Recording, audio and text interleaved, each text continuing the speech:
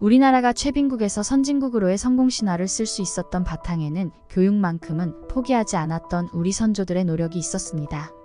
그렇기에 단지 경제적으로만 부유한 나라가 된 것이 아니라 미래를 꿈꿀 수 있는 진정한 강대국이 되었는데요.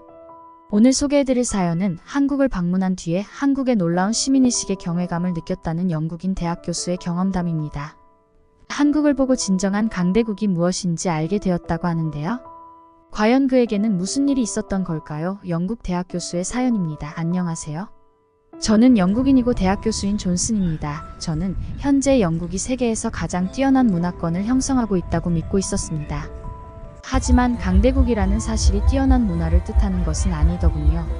저는 한국이라는 나라를 가게 된 뒤에 진정으로 뛰어난 문화라는 게 무엇인지 체험할 수 있었습니다. 사람들이 어울려 살게 되면 문화를 형성해요. 그건 시민의식과도 직결되는 부분인데 그 의식들이 나라를 탄탄하게 발전시키기도 하고 패망의 길로 인도하기도 하죠. 많이 알고 있는 것처럼 영국은 민주주의의 대명사라고 불리고 있습니다. 짧은 역사를 지닌 나라지만 민주주의가 빠르게 정착할 수 있었던 건 시민의식이 한몫했어요. 시민의식이란 사회적 참여와 개인의 책임감을 기반으로 하기 때문이죠. 시민들 자신이 권리와 의무를 이해하고 그들의 행동이 사회에 영향을 끼친다는 걸 인정한 뒤 움직이기에 가능했다고 전 생각해요. 그렇게 자부하며 살았습니다. 하지만 런던에서 지하철을 타고 이동하는 일이 생겼는데 소위 지식층에 속한다고 생각했던 저희 생각이 전혀 다르다는 걸 깨닫게 되었어요. 많이 배우거나 저처럼 상위권 계층에 속한 사람이 아니라면 영국은 생각보다 무질서한 부분이 있다는 걸 알게 되었기 때문입니다. 영국은 땅덩어리가 넓어 차를 타고 이동해야 하지만 도심에는 지하철이나 버스가 잘 되어 있어요. 물론 이런 이야기는 제가 직접 겪기 전까진 들었기에 그렇다고 알고 있고 그런 줄 믿고 있었습니다. 내가 사랑하는 영국이라는 나라는 충분히 그럴 수 있는 능력도 있고 그만큼 일처리도 합리적으로 하고 있었으니까요. 그러던 어느 날 지하철에 있는 도심으로 학회를 갈 일이 있었어요. 세미나는 다양한 곳에서 이루어지는데 주로 각 대학에서 하는 경우가 많지만 특별한 곳에서 다양한 사례들을 접하는 경우도 많죠. 그날도 그랬습니다. 그래서 숙소에서 차로 이동하는 게 아니라 지하철을 타고 목적지로 이동하기로 했어요. 그날 주제가 영국의 문화를 얼마나 알고 있는가 였거든요. 문화라는 것 자체는 삶과 직결되어 있다고 생각했습니다. 그래서 발전된 도시의 지하철을 이용해 영국의 시민의식과 문화에 대해 논하고자 했어요. 사실 지하철 타기 전까지 이런 걸 논할 가치가 있을까 싶었어요. 너무 뻔하다고 생각했죠. 하지만 저는 눈앞에 펼쳐진 광경을 보고 믿을 수 없었어요. 몇 계단 내려가지 않았는데 주변에 보이는 건 온통 쓰레기뿐이었거든요. 마치 청소를 며칠이나 하지 않은 것 같았어요. 그리고 알 수 없는 이상한 냄새들이 불쾌한 느낌을 주기 충분했죠. 저도 모르게 미간이 찌푸려지면서 주변을 곁눈질하기 시작했습니다. 지금 내가 보고 있는 상황들이 맞는지 궁금했거든요. 그리고 저만이 상황이 믿어지지 않고 불편한지 알고 싶었습니다. 주위를 살펴본 결과 당황하고 이상하다고 느끼는 건 저뿐인 것 같았어요. 아무도 주위를 신경 쓰지 않았으니까요. 무엇보다 표를 끊으러 가기 전 이미 노숙자들이 신문지를 덮어쓰고 누워있는 모습들을 보며 상당히 무례하다는 인상을 받게 되었습니다. 여기는 공용 공간이니까요. 개인 공간이 아닐 뿐. 영국인뿐만 아니라 영국에 여행 온 여행객들도 이용하는 곳인데 부끄럽지도 않은지 신문을 입을 삼아 누워있는 노숙자를 보니 영국의 시민의식이 걱정되었습니다. 불쾌하게 느껴졌던 감정은 그곳에서 만나는 사람들을 싫어하게 만들었어요. 하지만 슬프게도 그건 시작에 불과했죠. 지하철 내부로 들어갔을 땐 시민의식이 아니라 최소한 타인에 대한 배려조차 하지 않는 사람들을 보게 되었거든요. 함께 이용하는 공용 공간이지만 지하철 문이 열리면 내리는 사람과 타려는 사람들이 맞물려 어깨를 부딪히고 위태롭게 탑승해야 했어요. 지하철 내부도 어지러운 건 마찬가지였습니다. 정리정돈이 안 된 것 같은 모습이었거든요. 사람들은 앉아있기도 하고 서있기도 했는데 다른 사람의 불편함은 아랑곳하지 않는 것 같았어요. 앉아있는 사람들 중에는 옆 사람이 불편하든 말든 다리를 활짝 벌리고 앉아있는 사람들이 많았습니다.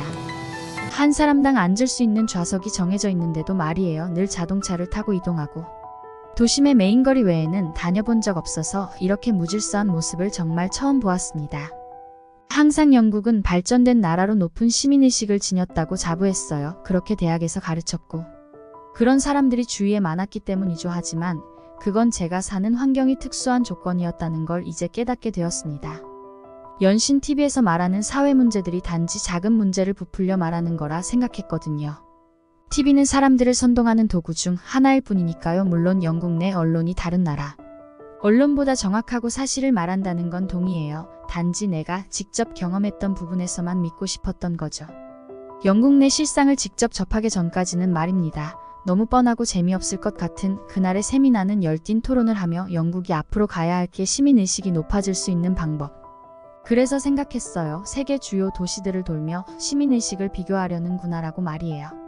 영국 내에서도 실제로 접하지 않고 저처럼 책이나 TV로만 정보를 접한 사람들이 많아요.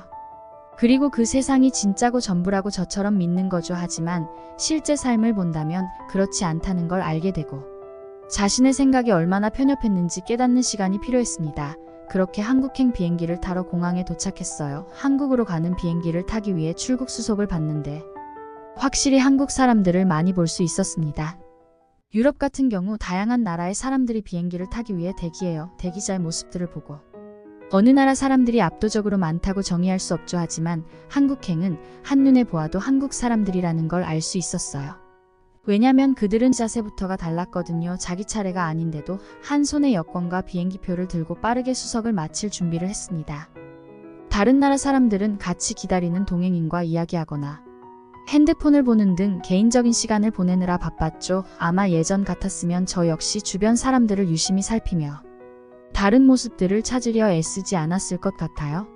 무엇이든 영국 사람들이 월등하다는 착각 속에 살았으니까요. 하지만 그게 아니라는 걸 알고 한국으로 가는 이유가 있을 거라는 궁금증이 생기니 눈앞에 보이는 한국인들을 유심히 관찰하게 되었습니다. 그 결과 한국인들은 합리적인 걸 좋아한다는 생각이 들었어요. 불필요한 시간은 나 자신에게도 도움이 안 되지만 뒤에 기다리는 다른 사람에게도 피해를 준다고 생각하는 것 같았죠. 그건 한국에 도착해 내릴 때도 마찬가지였어요. 느긋하게 내릴 준비를 하는 다른 외국인들과 다르게 한국인들은 빠르고 신속하게 움직였으니까요. 혹시라도 입구와 가까운 쪽에 앉은 이내 안쪽에 다른 사람들이 불편해하는 걸 못 참는 것 같았습니다. 그렇다고 어수선하거나 움직임이 커서 옆 사람에게 불편함을 주는 것도 아니었어요. 자신이 움직일 수 있는 최소한의 동선으로 움직이며 다른 사람에게 피해 주지 않았죠. 한국 사람들은 자신보다 타인을 배려하는 사람인가?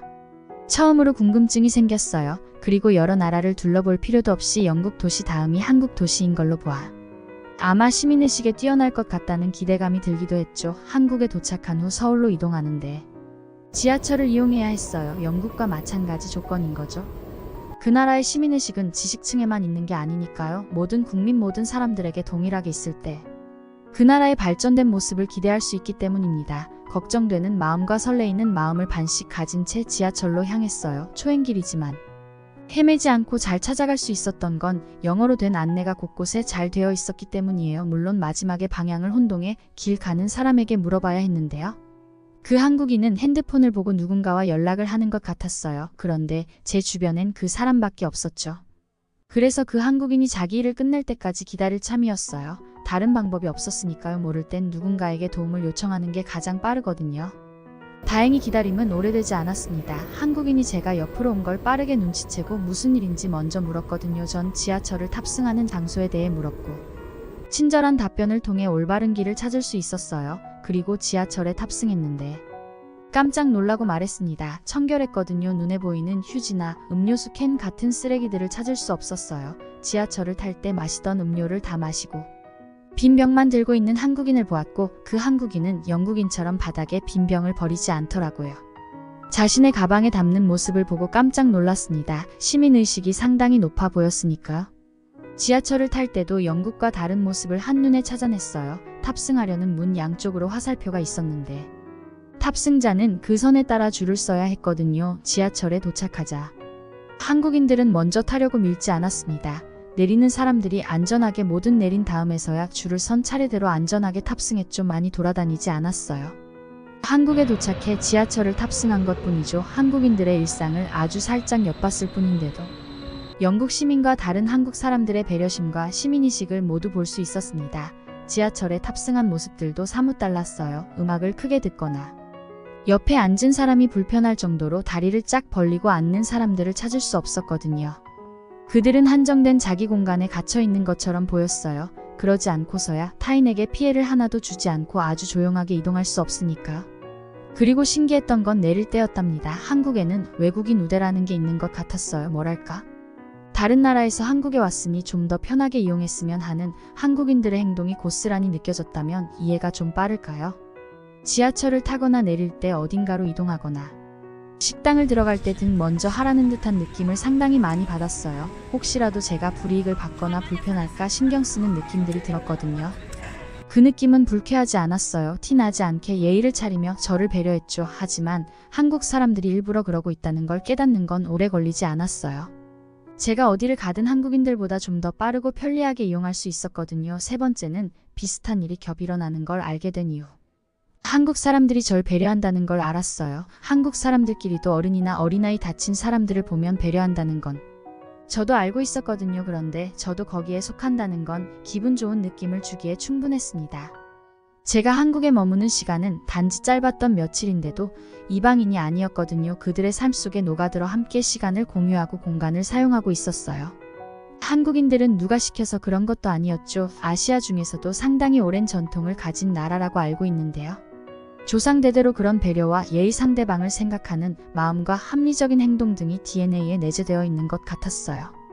그리고 한국 특유의 교육열도 한몫했다고 생각합니다. 결국 시민의식은 민족 특유의 특성과 교육이 더해질 때 빛을 발휘한다는 걸 알게 되었죠. 영국의 지하철 같은 일상 문화를 직접 겪기 전까지 영국이 높은 시민의식으로 강대국을 이루었다고 생각했어요. 한국에 오기 전까진 교육열 하나만 더 높인다면 더욱 향상된 영국의 모습으로 발전이 가능하다고 토론까지 했죠. 하지만 한국에 오고 나서 처음으로 영국이 개척된 나라였다는 점이 안타깝게 느껴졌습니다. 영국의 모든 사람들이 한국 사람처럼 일상에서 타인을 배려하고 기본을 지키며 살아가기 위해서는 교육이 꾸준히 이어지며 영국 사람들 DNA에 기재되어야 할 것 같거든요. 끊임없는 학습의 결과가 되면 영국도 한국 사람들처럼 변할 수 있지 않을까 생각해요. 다만 아쉬운 건 그만큼 오랜 시간이 필요하다는 점이죠.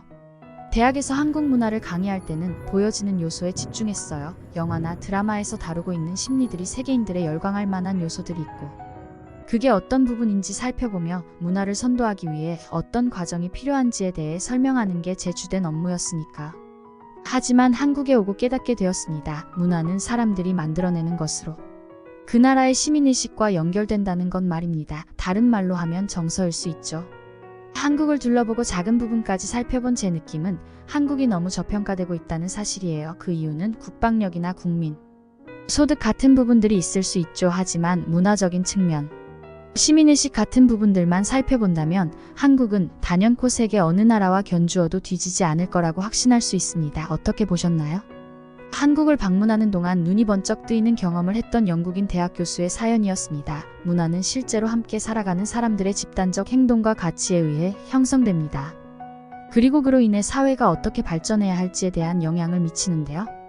우리나라가 살기 좋은 나라로 외국에서 호평받고 있는 이유는 바로 우리나라를 이루고 있는 우리 한국인들의 시민의식이 상당히 높기 때문, 또한 정을 기반으로 한 따뜻한 심성도 우리 사회를 더욱 풍요롭게 만들어주는데요. 앞으로도 우리 사회가 남들에게 칭찬받고 본받을 수 있도록 살기 좋은 나라로 영원히 남아줬으면 좋겠네요. 지금까지 특별한 한국의 이야기를 전해드리는 감동 시작이었습니다.